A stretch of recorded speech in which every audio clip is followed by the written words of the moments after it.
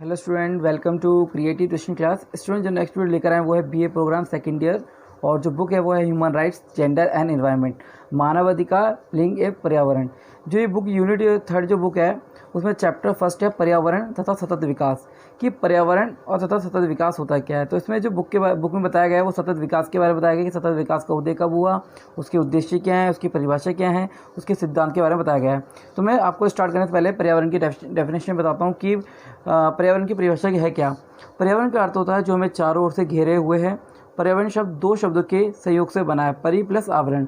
परि का अर्थ होता है चारों ओर तथा आवरण का अर्थ होता है ढकने वाला, और ढकने वाला जो एक जीवित तथा कार्य प्रभावित करता है, मतलब जीवित कार्यों को प्रभावित करता है। और इसके विषय क्षेत्र के अध्ययन का कोई भी विषय नहीं है, ये अनेक विषयों का मेल है। मतलब पर्यावरण क्या है, कई विषयों का मेल है जिनमें विज्ञान और सामाजिक अध्ययन दोनों शामिल हैं। अब बात करते हैं सतत विकास का उदय कब हुआ। तो सतत विकास सामाजिक आर्थिक विकास की वह प्रक्रिया है जिसमें पृथ्वी की सहन शक्ति के अनुसार विकास की बात की जाती है। और सतत विकास की अवधारणा की शुरुआत 1962 में हुई, जब वैज्ञानिक रॉकर कार्सन ने दी साइलेंट स्प्रिंग नामक पुस्तक लिखी। यह पुस्तक पर्यावरण, अर्थव्यवस्था तथा सामाजिक पक्षों के मध्य परस्पर संबंधों के अध्ययन में मील का पत्थर साबित हुई। और इस पुस्तक ने कीटनाशक जो है के प्रयोग में अन्य वन्य जीव को होने वाले नुकसान की और जनता का ध्यान आकर्षित किया। नेक्स्ट इसमें 1986 में जीव विज्ञान शास्त्री पॉल हिरलिच ने अपनी पुस्तक पॉपुलेशन बम प्रकाशित की, और इसमें उन्होंने मानव जनसंख्या, संसाधन दोहन और पर्यावरण के बीच संबंधों पर प्रकाश डाला कि किस प्रकार मानव जनसंख्या बढ़ रही है और उससे पर्यावरण पर क्या प्रभाव पड़ रहा है। नेक्स्ट इसमें आता है कि 1971 में आर्थिक सहयोग तथा विकास संगठन ने प्रदूषक खर्चों दे सिद्धांत बनाया। इसमें सबसे मेन है कि जो प्रदूषण फैलाने वाले देश हैं उसकी कीमत देनी होगी। मतलब क्या ना, मतलब इसमें एक सिद्धांत बना दिया कि जो देश सबसे ज़्यादा पॉल्यूशन फैलाएगा वो इसका एक तरीके से कीमत देगा। नेक्स्ट 1982 में संयुक्त राष्ट्र संघ ने ब्राज़ील की राजधानी रियो डी जेनेरियो में पृथ्वी शिखर सम्मेलन का आयोजन किया, और ये पर्यावरण संरक्षण पर अब तक का सबसे बड़ा अंतर्राष्ट्रीय सम्मेलन था, जिसमें 182 देशों के 20,000 से अधिक प्रतिनिधियों ने भाग लिया। और दिसंबर 92 में सतत विकास कार्यक्रम को प्रभावी रूप देने के लिए संयुक्त राष्ट्र संघ सतत विकास का आयोग का गठन किया। तो स्टूडेंट इसमें सबसे मेन जो आपको बताया वो उसके उदय के कारण। अब आते हैं सतत विकास का अर्थ क्या होता है। सतत विकास का अर्थ होता है कि संसाधनों को अधिक से अधिक इस्तेमाल ना कर उनका अधिक से अधिक सेवा, मतलब कि उसको सुरक्षित रखना, उसको सतत विकास कहते हैं, ताकि आने वाली पीढ़ी उसका इस्तेमाल कर सके। स्थायी विकास का अभिप्राय आर्थिक विकास के साथ पर्यावरण सुरक्षित करना, कि पर्यावरण को किस प्रकार सुरक्षित करना है। इसका उद्देश्य वर्तमान और भविष्य में पीढ़ियों के लिए प्राकृतिक संसाधन सुरक्षित करना, कि आने वाली पीढ़ियों के लिए संसाधनों को बचा के रखना, संसाधनों का कम उपयोग करना। उद्देश्य क्या है, प्राकृतिक संसाधनों को दुरुपयोग से बचाना और ऐसी नई वैज्ञानिक तकनीकों की खोज करना जो प्राकृतिक नियमों के अनुरूप हो, ताकि पर्यावरण को सुरक्षित किया जा सके। नेक्स्ट है शासन की संस्थाओं को विकेंद्रीकरण करना।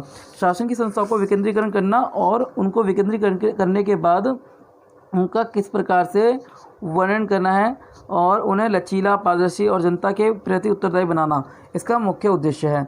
नेक्स्ट है अधिकांश लोगों के जीवन स्तर को समानता तथा न्याय के अनुरूप बनाना, और ऊपर से इसमें ऐसी अंतर्राष्ट्रीय संस्थाओं की योजना बनाना जो निर्धन देशों की आवश्यकताओं को समझकर बिना उनके पर्यावरण को नष्ट पहुंचाए उनके विकास में मदद करे। तो ये इसके उद्देश्य हैं। अभी मैंने आपको अर्थ और उद्देश्य बताया, अब इसके बाद बताऊंगा सिद्धांत।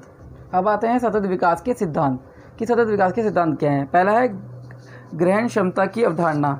ग्रहण क्षमता की अवधारणा मतलब कि किस प्रकार से ग्रहण क्षमता की अवधारणा को बल दिया गया है। Concept of the carrying capacity, इसमें क्या है, ग्रहण क्षमता एक ऐसी अवधारणा है जो प्राकृतिक संसाधनों तथा विभिन्न प्रजातियों की मानव की आवश्यकताओं की पूर्ति करने की क्षमता को प्रदर्शित करता है, कि भूमि, जल तथा वायु की अपने को विभिन्न प्रदूषण को स्वयं रक्षा की क्षमता को दर्शाता है, कि हम इसकी रक्षा स्वयं किस प्रकार सकते हैं।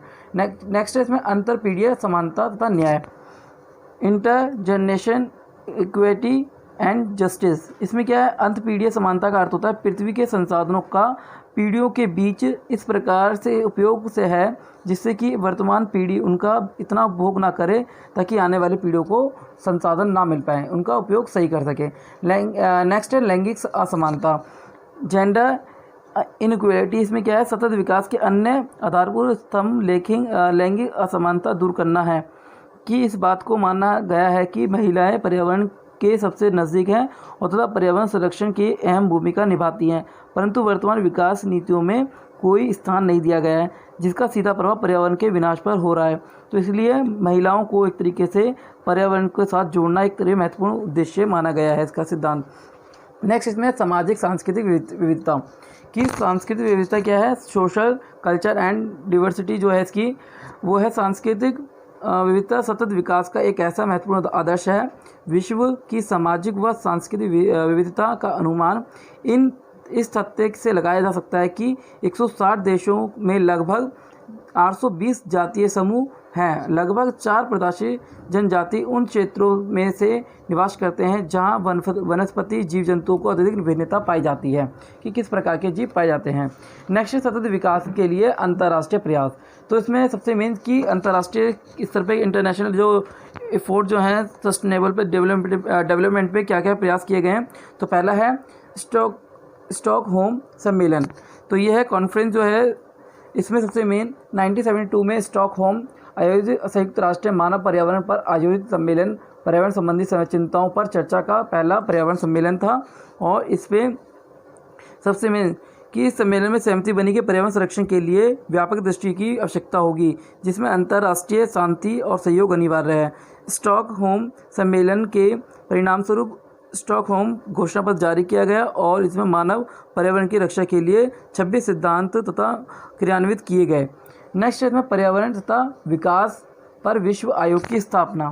स्टेबलाइज जो है world commission environment and development जो है इसकी स्थापना की गई।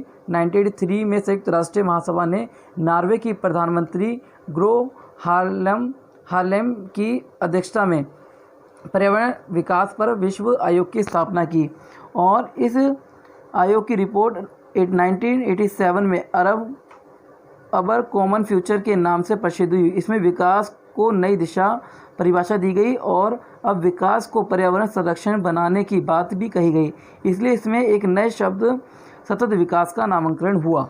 नेक्स्ट है पर्यावरण विकास पर रियो घोषणा। ग्रो हार्लम जो थे आयोग की रिपोर्ट से प्रभावित होकर संयुक्त राष्ट्र संघ ने जून 1992 में ब्राज़ील में राजधानी रियो डी जेनेरियो में एक सम्मेलन हुआ। इस सम्मेलन में निम्न दस्तावेज जारी किए गए और जैसा कि मैंने आपको बताया था लास्ट वीडियो में कि कितने 182 देश शामिल हुए और 20,000 से अधिक प्रतिनिधियों ने भाग लिया।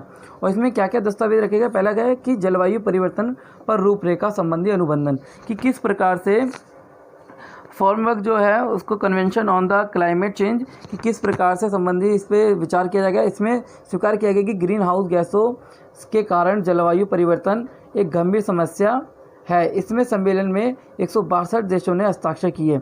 नेक्स्ट है जैव विविधता पर अनुबंधन। जैव विविधता जीवमंडल पर जीवन की आधारभूत परिस्थितियों को बनाए रखने की महत्वपूर्ण भूमिका अदा करती है।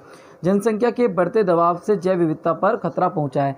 किस प्रकार जैव विविधता पर खतरा पहुंचा है, क्योंकि इससे क्या हो जनसंख्या बढ़ती जाती है और पेड़ों की कटाई की जाती है और जिससे जैव विविधता का एक तरीके नाश होता चला जाता है, विनाश होता चला जाता है। नेक्स्ट है वन संरक्षण सिद्धांत कि किस प्रकार से वन संरक्षण सिद्धांत जारी किया गया है। Principle of the forest protection, इसमें सबसे मेन के रियो सम्मेलन का एक अन्य समझौता वन संरक्षण सिद्धांत है। इसमें बताया गया कि वन आर्थिक विकास के साथ साथ सभी प्रकार के जीवन के लिए अनिवार्य तत्व प्रदान करते हैं। वन लकड़ी भोजन औषधि प्रदान करते हैं जिन्हें जैविक विभिन्नता बनी रहती है। वह कार्बन डाइऑक्साइड गैस को सोखकर पृथ्वी के ताप को बढ़ाने से रोकते हैं और इसके साथ साथ जंगली जीवों को आश्रय देते हैं। तो ये वन संरक्षण सिद्धांत हमें महत्वपूर्ण भूमिका निभाता है, इसलिए इसकी स्थापना एक तरीके से होनी चाहिए। नेक्स्ट है रियो घोषणा। इसमें बताया गया कि रियो घोषणा में 27 सिद्धांतों को सहमति बनी। इन सिद्धांतों में प्राकृतिक संसाधनों को राष्ट्रीय संप्रभुता तथा राज्यों के बीच आपसी सहयोग पर जोर दिया गया।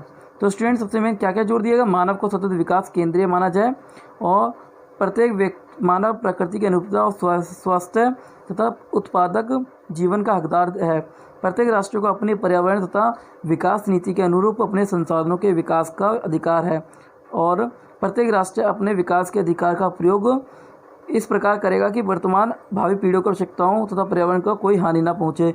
पर्यावरण संरक्षण विकास प्रक्रिया एक महत्वपूर्ण अंग होना चाहिए। सतत विकास की प्राप्ति के लिए निर्धनता दूर करना और विषमता को कम करना महत्वपूर्ण है। तो ऐसे कई विचार रखे गए हैं। तो स्टूडेंट सबसे मेन जो है इसमें कि सतत विकास के लिए अंतर्राष्ट्रीय प्रयास किए गए और सतत विकास के निर्देश सिद्धांत क्या हैं। तो स्टूडेंट इसमें सबसे मेन जो मैंने बताया वो बहुत मेन इंपॉर्टेंट टॉपिक बताए हैं और उम्मीद करता हूँ कि वीडियो आपको समझ आई। इसको लाइक और शेयर जरूर करें। धन्यवाद।